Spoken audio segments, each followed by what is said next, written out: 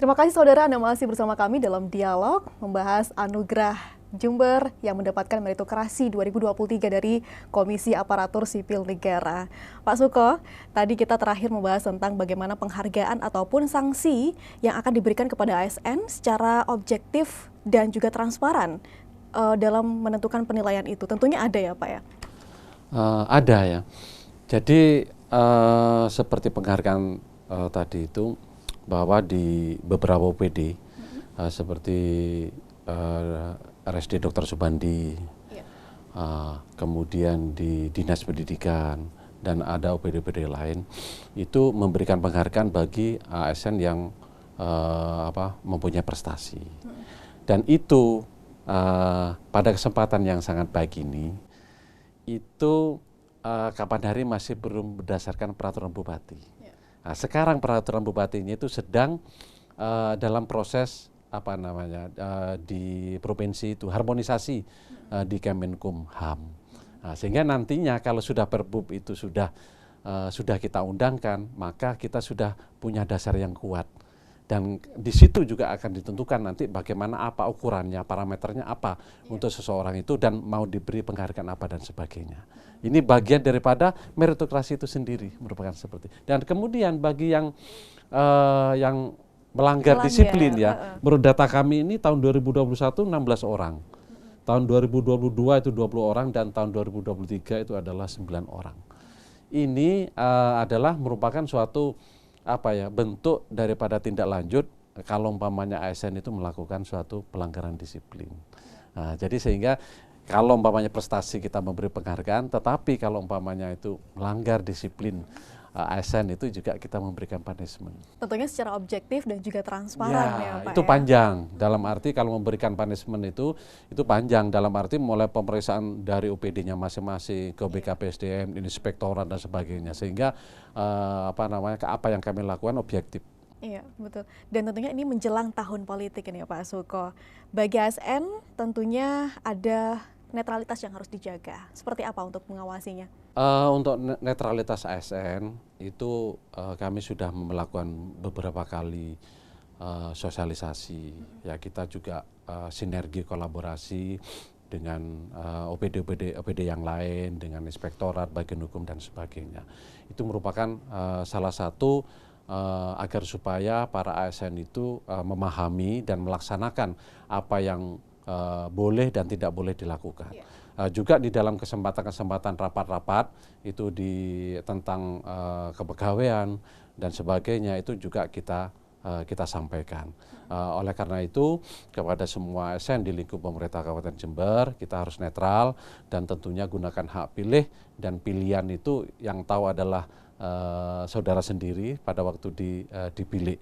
Karena sesuai dengan peraturan pemerintah nomor 94 tahun 2021 itu sanksinya sangat berat. Ya, berat ya, dalam arti itu untuk ukuran bagi ASN, sanksi kalau tidak netralitas dan sebagainya itu berat. Sehingga itu menjadi suatu kewajiban kita bersama-sama saling mengingatkan jangan sampai terjadi kita itu melanggar netralitas. Baik, nah ini Pak Suko dari BKPSDM, selama ini tantangan apa yang paling kerap dialami dalam penerapan sistem ini, Pak Suko?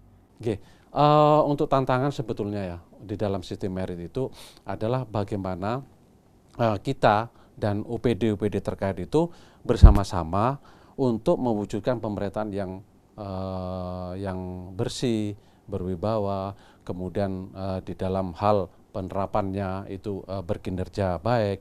Itu adalah bagaimana kemauan kita bersama, sinergi kolaborasinya sebetulnya. Dalam arti bahwa penghargaan sistem merit itu bukan BKPSDM sendiri yang bekerja, tidak bisa kita kalau tanpa adalah sinergi kolaborasi dengan OPD terkait. Itu yang tantangannya. Dan tentunya regulasi P3 tahun depan, Pak, yang mungkin menarik untuk kita bahas, khususnya untuk pemerataan tenaga teknis, mengingat jajaran teknis ini menjadi penopang setiap OPD. Terima kasih. Untuk yang rencana pengadaan ASN tahun 2024 dan kami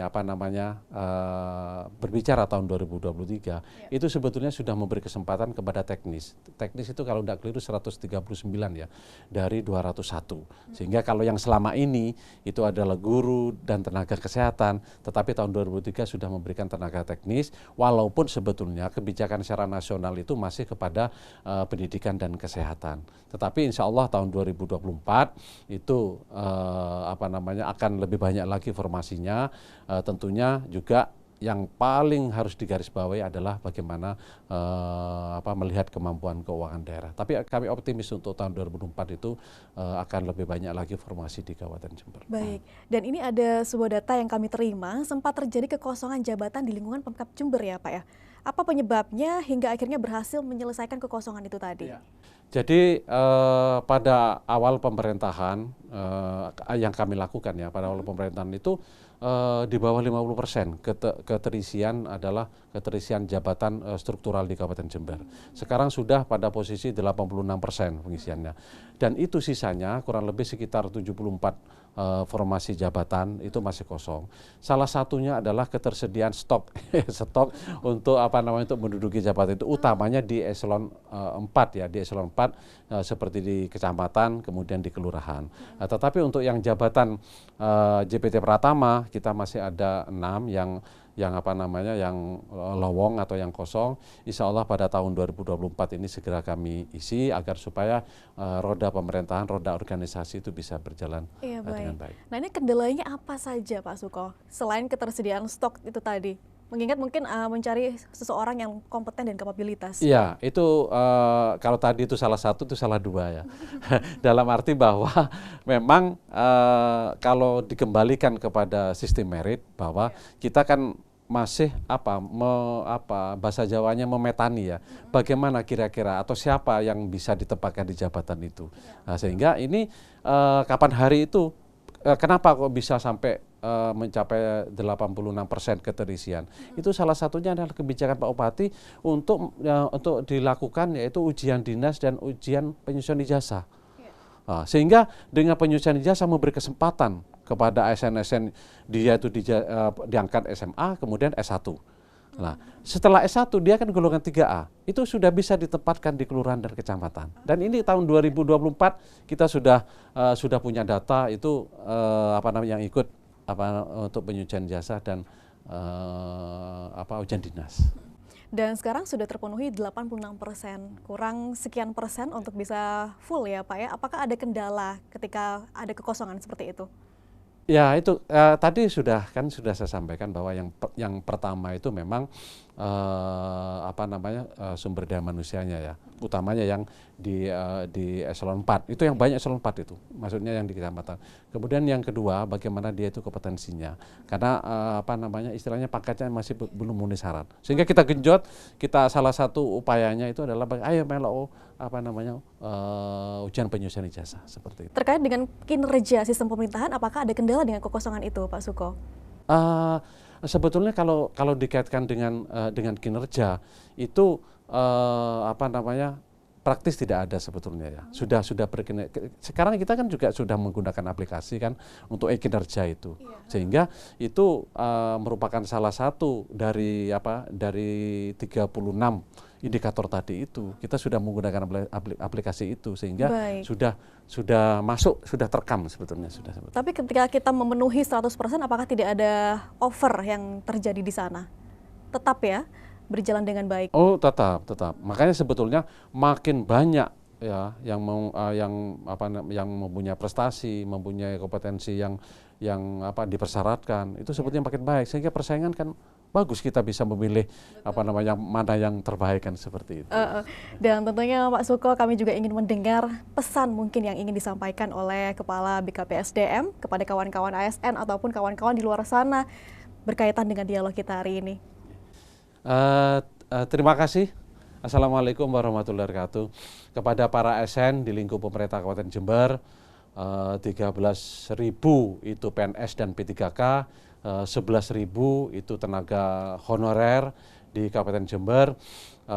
Seiring dengan tema pada saat ini yaitu meritokrasi, kami dari BKPSDM yang mempunyai tupoksi hal pengelolaan sumber daya manusia, dimulai dari proses bagaimana rekrutmen ASN sampai dengan bagaimana kesejahteraan itu kami berupaya semaksimal mungkin bagaimana untuk mengelola kepegawaian itu dengan sebaik-baiknya.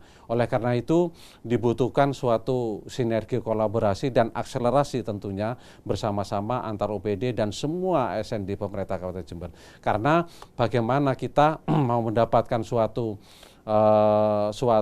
hasil yang terbaik tentunya. Contoh, kita meminta data bagaimana untuk non ASN, tenaga ASN di Kabupaten Jember, sehingga peta jabatan, peta jabatan, kemudian ini yang akan diselesaikan adalah anjab ABK dan sebagainya. Itu kita BKPSDM tidak bisa bekerja sendiri, tentunya kita harus bersama-sama. Dan seiring dengan ini dengan sistem meritokrasi ini, tentunya ke depan kita berharapkan dapat lebih maksimal lagi. Ya, kalau umpamanya dilihat dari penghargaannya, tentunya kami bermimpikan, mempunyai cita-cita nanti tahun 2024 kita mendapatkan yang lebih maksimal lagi, yaitu sangat baik. Tetap bekerja, semangat dengan sebaik-baiknya, jaga netralitas ASN, mudah-mudahan sehat semuanya. Terima kasih. Baik, terima kasih Pak Suko atas informasi dan juga wawasannya, dan sukses selalu. Salam sehat untuk semuanya. Saudara, demikian tadi perbincangan kami bersama dengan Kepala BKPSDM Jember, Bapak Suko Winarno. Terima kasih, semoga dialog kali ini bisa membawa manfaat untuk kita semua. Saya Pia Mediana pamit undur diri, sampai jumpa.